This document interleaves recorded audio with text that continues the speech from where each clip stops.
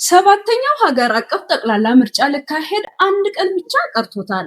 ሰባተኛው ሀገር አቀፍ ጠቅላላ ምርጫ የሚካሄደው የፊታችን ሰኞ ግንቦት 24 2018 ዓ.ም እንደሆነም ተገልጿል። የምርጫ ሂደቱን የሀገር ውስጥ የሲቪል ማህበረሰብ ድርጅቶችና የተለያዩ የዓለም አቀፍ ድርጅቶች ቡድን አባላት እንደሚታዘቡም ተገልጿል። በሰባተኛው ጠቅላላ የሀገር አቀፍ ምርጫ ላይ ወደ 55 የሚጠጉ የሲቪል ማህበረሰብ ድርጅቶች በመታዘብ ስራ ላይ የሚሰማሩ ሲሆን 1572 አስተባባሪዎችና 64770 ቋሚና ተዘዋዋሪ ታዛቢዎችን የያዘ መሆኑ ተገልጿል። በዓለም አቀፍ ደረጃ የምርጫ ሂደቱን ለመታዘብ ከሚመጡ መካከል አንዱ የአፍሪካ ህብረት ሲሆን 59 ታዛቢዎችን የያዘ ቡድን እንደሚያሰማራም ገልጿል። ይህ የአፍሪካ ህብረት ቡድን የሚመራው በዩሩ ኬንያታ ሲሆን ዩሩ ኬንያታ አራተኛው የኬንያ ፕሬዝዳንት ሲሆኑ ከ2013 እስከ 2022 ድረስ ኬንያን 2 ዙር መርተዋል።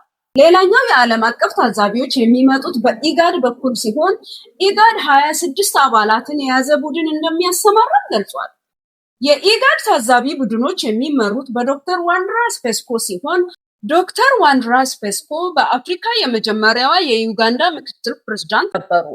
እውነተኛና ትክክለኛ መረጃ ለማግኘት አካውንትን ፎሎ ማድረግ እንዳይረሳ። በሌላ መረጃ እስኪመለስ ድረስ ሰላም ቆዩልኝ።